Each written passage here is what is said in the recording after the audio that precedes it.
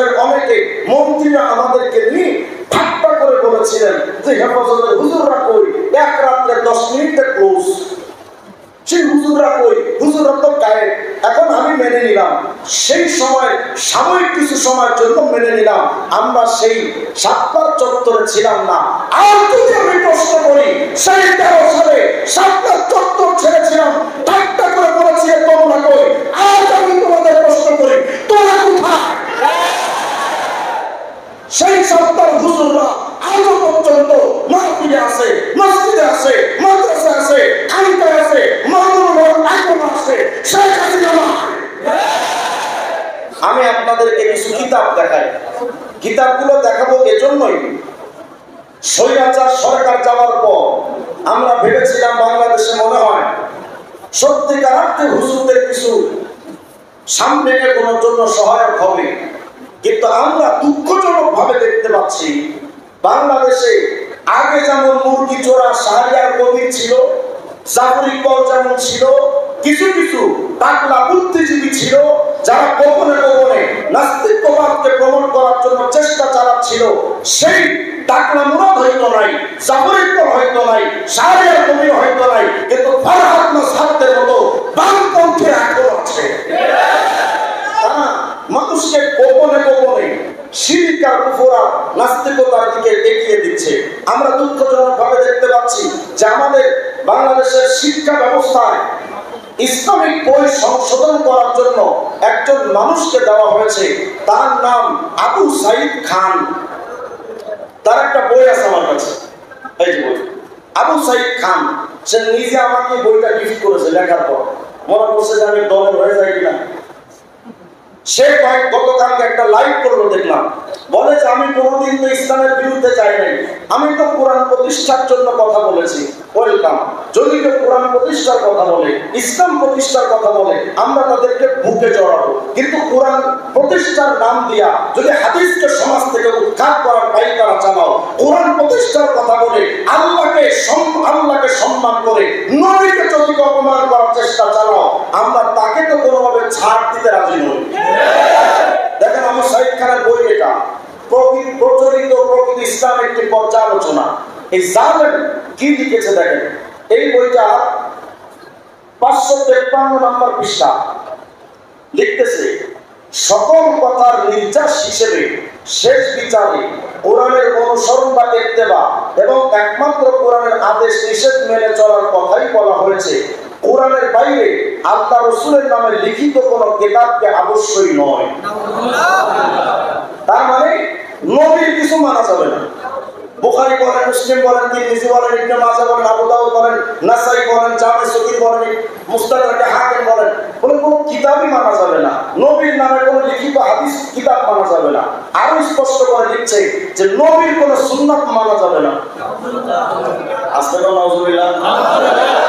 এরা হলো আহলে কোরআন। এরা কি নাম দিয়েছে আহলে কোরআন, মানে কোরআনের অনুসারী, কিন্তু গোপনে গোপনে তারা নবীর নির্দেশ পালন করে। দেখেন কি করে এই বইটা, 12 নম্বর পৃষ্ঠা। যেহেতু ভাই আমার পাশে আছেন, উনি তো নিশ্চয়ই দেখতে পাচ্ছেন যে আমি সঠিক পড়ছি না ভুল পড়ছি। দেখেন লিখতেছে, কেউ কোনো বাণীকে মুহাম্মদ সাল্লাল্লাহু আলাইহি এর বাণী কর্ম রীতি হিসেবে দাবি করলেও তা সত্য হিসেবে গ্রহণ করতে হবে এমন কোন বিধান ইসলাম ধর্মে নেই। মানে নবীর সুন্নাত মানার দরকার নাই। বলেন তো নবীকে মানার কথা কোরআনে আছে না নাই? কত দলিল লাগবে আপনার? সূরা হাশরের 7 নম্বর আয়াত, ওমা আতাকুমুর রাসূলু ফাখুযুহু ওমা নাহাকুম আনহু ফান্তাহু। রাসূল যেটা আদেশ করেন মেনে নাও, নিষেধ করলে দূরে থাকো। সূরা আলে ইমরানের 31 নম্বর আয়াত, আল্লাহ পাক বলেন, কুল ইন কুনতুম তুহিব্বুনাল্লাহ ফাত্তাবিউনি ইউহিব্বুকুমুল্লাহ। আল্লাহর মাগফিরাত আর ভালোবাসা চাইলে নবীর সুন্নাত মানো। সহিহ বুখারী 7280 নম্বর হাদিস, আল্লাহ নবী বলেন, কুল্লু উম্মতি ইয়াদখুলুনাল জান্নাতা ইল্লা মান আবা। আল্লাহ নবী বলেন, আমার সব উম্মত জান্নাতে যাবে, অস্বীকারীরা জাহান্নামে যাবে। সাহাবীরা বললেন, ওয়া ইয়া রাসূলুল্লাহ, অস্বীকারী কারা? আল্লাহ নবী বলেন, মান আতাআনি দাখালাল জান্নাহ, যে আমি নবীর অনুসরণ করবে জান্নাতে যাবে। ওয়া মান আসানি ফাকাদ আবা, আর যেই ব্যক্তি অস্বীকার করবে সে জাহান্নামে যাবে। তাহলে বোঝা গেল কোরআন এবং হাদিসের মধ্যে নবীকে মানার কথা আছে না নাই? যে আবু আবু সাইদ খান নবীকে মানতে চায় না, সুন্নাত মানতে চায় না, হাদিস মানতে চায় না, তাদের দিয়ে বাংলাদেশের শিক্ষা ব্যবস্থা ইসলামী কিতাবের সম্পাদন হবে যদি সরকার তার পরিবর্তন না করে, মুসলমানরা যদি রঙের করে আসে, একটা জন্ম থাকবে না। আমরা নবী বিদ্বেষীদেরকে আমরা সহ্য করতে পারি না। নবী বিদ্বেষী যারা ছিল তাদের বিরুদ্ধে শাহবাগ চত্বরে আমরা গিয়েছিলাম। আমরা হয়তো রাত্রে চলে আসছি সেখান থেকে, শাহবাগ চত্বরে মানুষ রেখে কিন্তু কোনো শাহবাগ চত্বরে অনুসারী আসে নাই। তারা আগে সেখান থেকে উঠেছে, তারপরে আমরা সেখান থেকে সরে এসেছি। হ্যাঁ, স্বৈরাচারের অনেকে মন্ত্রীরা আমাদেরকে নিয়ে ঠাট্টা করে বলেছিলেন যে হেফাজতের হুজুররা কই, এক রাত্রে 10 মিনিটে ক্লোজ, সেই হুজুররা কই, হুজুররা তো গায়ে। এখন আমি মেনে নিলাম, সেই সময় সাময়িক কিছু সময়ের জন্য মেনে নিলাম, আমরা সেই শাহবাগ চত্বরে ছিলাম না। আর যদি আমি প্রশ্ন করি, সেই 13 সালে শাহবাগ চত্বর ছেড়েছিলাম, ঠাট্টা করে বলেছি তোমরা কই। আজ আমি তোমাদের প্রশ্ন করি, তোমরা কোথায়?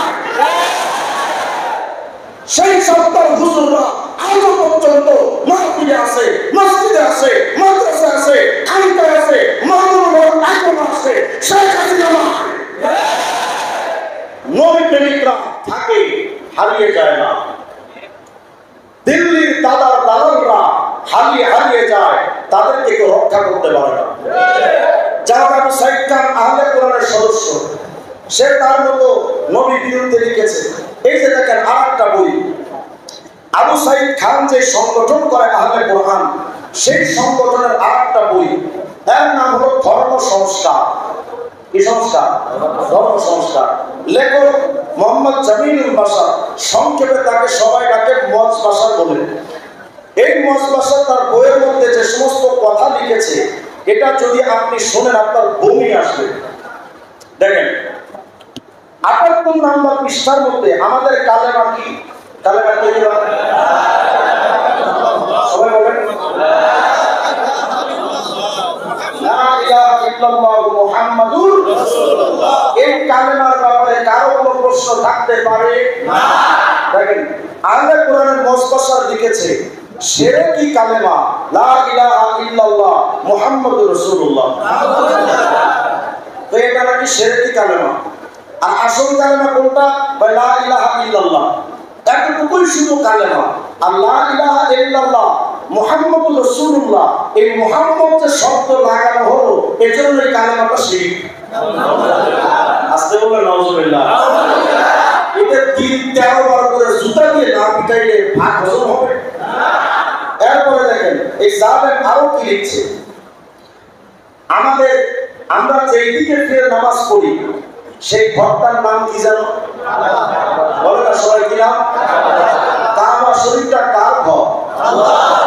কাবা শরীফ যে আল্লাহর ঘর, এই ব্যাপারে কোনো সন্দেহ নাই। সূরা বাকারার 125 নম্বর আয়াত, সূরা হজের 26 নম্বর আয়াত, সূরা নূরের 28 নম্বর আয়াত, আল্লাহ বলেছেন আনতাহিরা বাহিতিয়া লিল তাইফিনা ওয়াল আকিফিনা ওয়াল রুকাইসুল। আল্লাহ বলেছেন হে ইব্রাহিম আর ইসমাঈল, আমার ঘর তুমি পবিত্র করো। তাহলে বাইতুল্লাহকে নিজের ঘর বলেছেন কে? আল্লাহ। আবু সাইদ খানের অনুসার তাদের দলে মজবাসার লিখতেছে, দেখেন ধর্ম সংস্কার বই পৃষ্ঠা নাম্বার 259 লিখছে কাবা আল্লাহর ঘর নয়। মুসলমান না বেঈমান? মুসলমান না বেঈমান? যারা দাবি করে আহলে কোরআন, কোরআনের সরাসরি আয়াতকে যারা অস্বীকার করে দেয়, তারা আহলে কোরআন না আহলে শয়তান? আহলে শয়তান। আচ্ছা এবার দেখেন আমরা যে দিকে ফিরে নামাজ পড়ি তার নাম কিবলা। আমাদের কিবলা কোন দিকে? পশ্চিম দিকে। আমাদের দেশ থেকে পশ্চিম, অন্য দেশ থেকে উত্তর হতে পারে, দক্ষিণ হতে পারে। মূলত মূল জায়গাটা হলো বাইতুল্লাহ, কাবা শরীফ। কাবার দিকে ফিরে নামাজ আদায় করা প্রত্যেকটা মুমিনের উপরে ফরজ। বলেন কাবার দিকে ফিরে নামাজ আদায় করার হুকুমটা কার? আল্লাহ। সূরা বাকারা 149 নম্বর আয়াতে আল্লাহ বলেছেন ওয়ামিন হাইতু খরাজতা ফাওয়াল্লি ওয়াজহাকা শাতরাল মসজিদিল হারাম। মসজিদে হারাম কাবার দিকে ফিরে নামাজ আদায় করার হুকুম কার? আল্লাহ। দেখেন আবু সাইদ খান যে আহলে কোরআনের সদস্য, সেই আহলে কোরআনের মজবাসার ধর্ম সংস্কার নামক বইয়ে 260 নম্বর পৃষ্ঠার মধ্যে লিখেছে, নামাজ বা পাপ পূর্ণ কর্মের কোন দিক বা প্রচলিত কিবলার উপর নির্ভর করে না, বাধ্যবাধকতাও নেই। অতএব যে কোনো লোক বা জামাত যে কোনো সময় যে কোনো দিকে ফিরে নামাজ পড়াই কোরআন করতে কোনো বাধা নিষেধ নেই। তার মানে আপনি উত্তর দিকে ফিরে নামাজ পড়তে পারেন, দক্ষিণ দিকে ফিরে নামাজ পড়তে পারেন। আমার কথা হলো কাবা ছাড়া অন্য দিকে ফিরে যদি নামাজ পড়া জায়েজ হয়, তো ঠিকই তোর দিকে ফিরে মুসলমানের পেশাব করা জায়েজ হবে। কতগুলো সাহাবা, শুধু এটা নয়, আরো আশ্চর্য হবে। বলেন তো নামাজ কয় ওয়াক্ত? কারো কোনো সন্দেহ থাকার সুযোগ দেখেন, ধর্ম সংস্কার বই পৃষ্ঠা নম্বর 278 কি লিখেছে দেখেন, কোরআনে মাত্র 3 ওয়াক্ত সালাত। কোরআনে সকাল সন্ধ্যা 2 ও তাহাজ্জুদ অতিরিক্ত 1, মোট 3 ওয়াক্ত সালাত ব্যতীত অসংখ্য ওয়াক্ত সালাত রাখা কোরআন বিরুদ্ধ। মানে 3 ওয়াক্তের বেশি নামাজ পড়া যাবে না। 3 ওয়াক্ত নামাজই আসল নামাজ। বলেন তো নামাজ কয় ওয়াক্ত? তারা দাবি করেছে কোরআনের নামাজ 3 ওয়াক্ত। আবার মাইজভান্ডারি বিশ্বের এক মুরিদ আছে, কুমিল্লা বাড়ি এক তালসেরা গান বানাইছে, কয় 5 ওয়াক্ত নামাজের কথা লেখা নাই ভাই কোরআনে প্রমাণে, মারেফাতের নামাজের ভেদ কয়জনে জানে। মানে তারা বুঝাতে চায় কোরআনে মাত্র 3 ওয়াক্ত নামাজ আছে, এর বেশি নামাজ নাই। আচ্ছা, এখন যদি আহলে কোরআনদেরকে আপনি হাদিস দিয়ে বুঝান, ওরা মানবে না, কারণ হাদিস তো মানে না।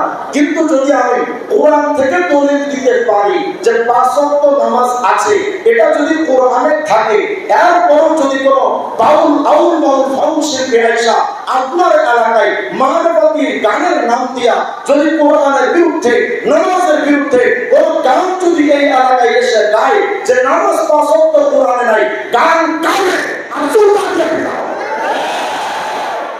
5 ওয়াক্ত নামাজ কোরআনে আছে কিনা চলেন আমি আপনাদেরকে দলিল দেই।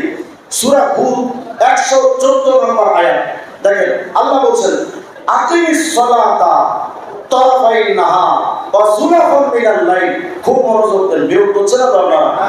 বিরক্ত না বুঝেন, কারণ এখন তো ওয়াজ করতে গেলে তো ওয়াজের সেই ভঙ্গিমাটি ওয়াজ করা দরকার, কিন্তু আমার মনে হয় ওয়াজের চাইতে এখন এই সমস্ত আলোচনাটা বেশি হওয়া দরকার।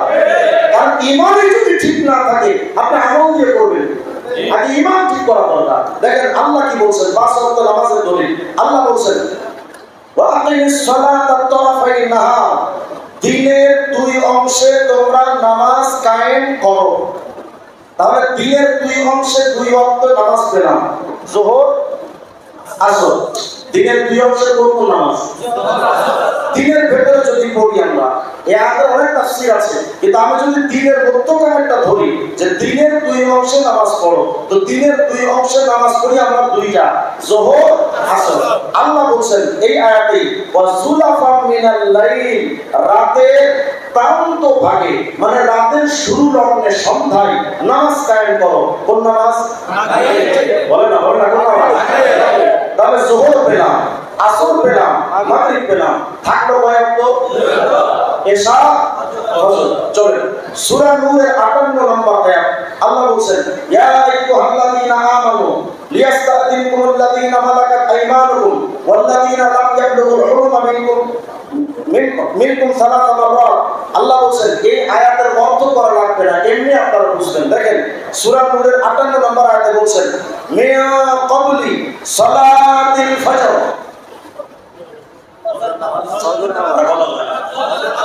অর্থ করা লাগে সালাতুল ফজর মানে কি? ফজরের নামাজ। আল্লাহ বলেন মিয়া ক্বাবলি সালাতিল ফজর, কোন নামাজ? আগে পেয়েছিলাম যোহর, আসর, মাগরিব, ছিল বাকি এশা আর ফজর। আমরা এই আয়াতেও ফজর পেলাম, বাকি থাকলো কোনটা? এশা। এশা। আল্লাহ বলেন এই আয়াতে ওয়া মিন বাদি সালাতিল ইশা, কোন নামাজ? বাকি আছে কোন নামাজ? কোন অর্থ বাকি আছে? শুধু বাকি আছে ওদের জুতা দিয়ে পিটানো। এখন যদি বলেন হুজুর 2-3টা আয়াত দিয়ে জোড়াতালি দিয়েছে আপনি নামাজ 5 ওয়াক্ত সাহাবের প্রমাণিত করলেন, এক আয়াতের মধ্যে কি 5 ওয়াক্ত নামাজ নাই? হ্যাঁ, সেটাও আছে। সুবহানাল্লাহ।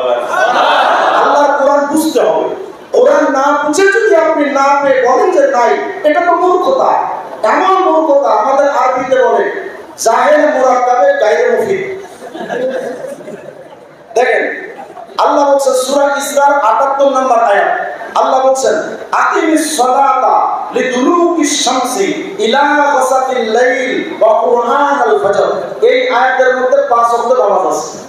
কিভাবে? দেখেন আল্লাহ বলছেন আকিমিস সালাতা লিদুলুকিশ শামসি, সূর্য যখন ঢলে যায় তখন নামাজ কায়েম করো।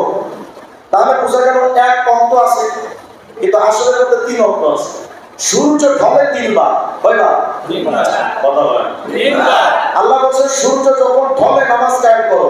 সূর্য ঢলার জন্য আগে উপরে উঠতে হবে, একেবারে মাথা বরাবর যখন সূর্যটা উঠলো এরপরে সূর্য ঢলতেই নামাজ পড়তে হবে। তো এই সূর্য ঢলার পরে প্রথম যে নামাজটা পড়ি কোন নামাজ? আচ্ছা, সূর্যটা ঢলতে ঢলতে মাঝখানে আসলো, এখান থেকে আরেকটা ঢলা দিবে না ডুবে যাওয়ার জন্য, এই মাঝখানে যে ঢলাটা দিল কোন নামাজ? আর একদম সূর্যটা যখন অন্ধকারে ঢলে গেল কোন নামাজ? তাহলে সূর্য ঢলার মধ্যে কয় ওয়াক্ত থাকলো? কয় ওয়াক্ত? 2 ওয়াক্ত থাকলো, এশা ফজর। তো আল্লাহ বলছে সূর্য যখন ঢলে যায় নামাজ পড়ো। ইলা গাসাকিল লাইল, রাতটা যখন একটু গভীর হয় তখন নামাজ পড়ো। কোন নামাজ? তাহলে পাইলাম 4 ওয়াক্ত, বাকি থাকলো কয় ওয়াক্ত? আল্লাহ বলছেন এই আয়াতে ওয়া কুরআনাল ফজর। তাহলে এক আয়াতের মধ্যে 5 ওয়াক্ত নামাজ আছে না নাই? এরপর যদি 5 ওয়াক্ত নামাজকে এখন আউল বাউল ফাউল শিল্পী যদি প্রশ্ন তোলে কোনো কথা হবে না। এই ক্ষেত্রে পুলিশ পারে না, রাজ পারে না, ডাইরেক্ট চুলে চাপিয়ে হবে। আমার ইসলাম নিয়ে তুমি প্রশ্ন তুলবা, কোরআন নিয়ে প্রশ্ন তুলবা, 5 ওয়াক্ত নামাজের মধ্যে আমার প্রমাণিত একটা বিষয়টা প্রশ্ন তুলবা, আর তাদের উপরে কোনো ধরনের কোনো পদক্ষেপ হবে না, এটা হতে পারে না। বলেন নামাজ কয় ওয়াক্ত? আমি কোরআন থেকে বলতে গেলে লম্বা টাইমের দরকার। আমরা শুরুতেই জেনেছিলাম মানতে হবে কয়টা? 1 নাম্বার কোরআন, 2 নাম্বার সুন্নাহ, 3 নাম্বার। এই 3টা ছাড়া আর কিছু মানা যাবে না। কোন ব্যক্তি যদি বলে শুধু আমাকে মানো, মানা যাবে না। আমি রিজওয়ান রফিকি যদি বলি সব বাদ দেন শুধু আমাকে মানেন, ডাইরেক্ট আমাকে চেয়ার থেকে নামা দিবেন। ঠিক। কারণ কোরআন সুন্নাহ সাহাবা বাদ দিয়া আমরা কাউকে মানতে পারি না।